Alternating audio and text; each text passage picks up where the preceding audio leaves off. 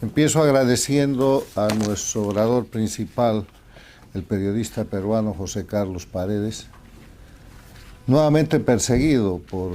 el sistema de represión a la libertad de prensa, que es muy habitual en algunos países de América Latina. Agradezco a los expositores aquí presentes, a nuestro querido amigo Rafael Belaunde, a Alan Rivera, a quienes han participado a través del Zoom en esta muestra de pluralismo peruano, en esta señal de la expresión de diferentes pensamientos, tiempos, edades, visiones, que han planteado coincidencias muy importantes en este Quo Vadis Perú 2025. Se señala un Perú en crisis, Perú en crisis de política, crisis de gobernabilidad, 6 presidentes en 6 años, crisis de seguridad, la criminalización del periodismo, la desaprobación de un 98% al Poder Ejecutivo y al Poder Legislativo actuales, la pregunta ¿por qué al Perú no le va mejor? Con semejante riqueza, con semejante potencialidad, y la visión de las elecciones que se celebrarán en primera vuelta el 12 de abril del próximo año, en el marco de una atomización, con una clase política desacreditada, con 43 partidos políticos listos para participar de la elección y 5 más por ahí que no van a participar, con una afirmación muy importante de que esta elección no será una elección de alianzas, que se termina en los primeros días de agosto, sino una elección de coaliciones, o sea, una elección en la que se va a buscar gobernabilidad después de la elección, esas son las coaliciones. Se indica que el problema es el Estado, pero también hay una mirada optimista en el sentido de lo que es el Perú democrático de hoy día.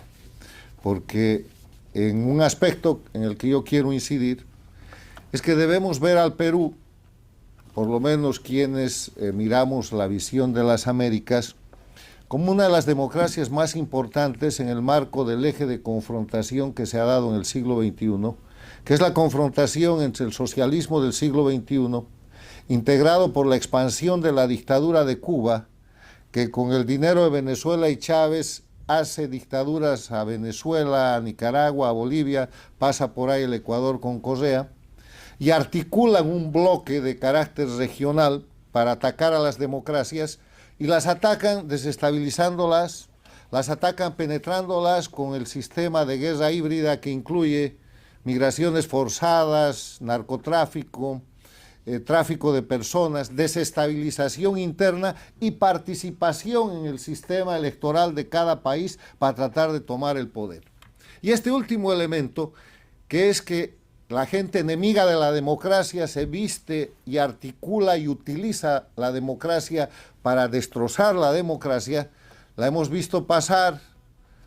en lo que hoy día son las dictaduras de Venezuela, de Nicaragua y de Bolivia, pero también en lo que se llaman los gobiernos paradictatoriales, que son gobiernos elegidos en democracia, en un sistema democrático, pero cuyos presidentes o cuyo gobierno llega al poder por el impulso, por el sostenimiento, por el dinero y por el apoyo del socialismo del siglo XXI, y cuando tienen el poder ponen el país como un sirviente de las dictaduras para sostener ese sistema. Y los gobiernos paradictatoriales de hoy día son México con Sheinbaum, que ha heredado ese mecanismo de López Obrador, Brasil con Lula, que es el único dirigente vivo del grupo que organizó el socialismo del siglo XXI, Fidel Castro, Chávez y Lula, Petro en Colombia, Castro en Honduras y Boric en Chile. El Perú no está ahí, estaba ahí con Castillo y se zafó. Pero el gran esfuerzo en la elección del próximo año va a ser volver al Perú a una condición de país con gobierno paradictatorial. Y por eso es que preocupa la opinión de que la segunda vuelta, que va a ser obviamente imprescindible, con 43 partidos políticos, sea entre lo que ustedes llaman tibiamente izquierda o radicales antisistema. Van a ser operadores del castrochavismo, operadores del socialismo del siglo XXI, y lo primero que ustedes deberían hacer en la democracia peruana es ver de esos 43 partidos políticos y sus candidatos cuántos son peones del socialismo del siglo XXI, cuántos son operadores del castrochavismo, a quienes los financia y los va a financiar el dinero del narcotráfico, del terrorismo, del tráfico de personas que viene de Cuba, Venezuela, operando desde Colombia, operando desde el Brasil, operando desde las dictaduras y los gobiernos paradictatoriales. Porque el eje de confrontación en este siglo y en la elección del 12 de abril en el Perú del próximo año es el eje entre las dictaduras que representan el crimen organizado y la democracia que representa la libertad, cuyos representantes hemos escuchado hoy día desde diferentes puntos de vista. Con esa reflexión yo termino diciendo de que uno de los temas institucionales que hay que mirar en el Perú y en varios países de las Américas para fortalecer la democracia es el tema de la facilidad con que se puede armar un partido político y ser un actor de la política. Ustedes saben que el ataque a la democracia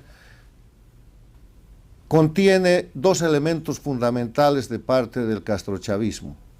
el desprestigio de los políticos, acabar con el prestigio de los políticos para reemplazarlos por los líderes que ellos generan, para llevar los países a la miseria, obviamente, pero además el destrozo de la institucionalidad. Y si bien el Perú no es hoy día una dictadura o no tiene un gobierno paradictatorial, ha sido víctima y es víctima de ese destrozo de la institucionalidad, como todos los países de América Latina, como casi todos los países, donde es muy fácil hacer un partido político, participar en las elecciones y hacer de eso un modelo de negocio. O sea, el tener un partido político en muchos países de América Latina es un modelo de negocio. Esa es otra cosa que ustedes tienen que mirar. ¿Quiénes están operando en el modelo de negocio de manejar un partido para llegar a la elección y para negociar y para tener una posición? Y esos son los operadores seguros del socialismo del siglo XXI, porque el socialismo del siglo XXI paga más. Hay que tener cuidado con la fortaleza institucional del Perú. Es un gran país, tiene mucha riqueza, tiene una gran economía, tiene una gran población, pero la clase media ha bajado al 34%. Y ese es un dato que tiene que ver con todas las señales de crisis que ustedes han dado, que deberían entenderlas para la elección del próximo año, que no va a ser una elección ideológica, no va a ser ni siquiera una elección programática, es una elección de defensa de la libertad en el Perú. Están bajo ataque del socialismo del siglo XXI, que es solamente el alias político de un grupo criminal que ya controla los países que hemos descrito.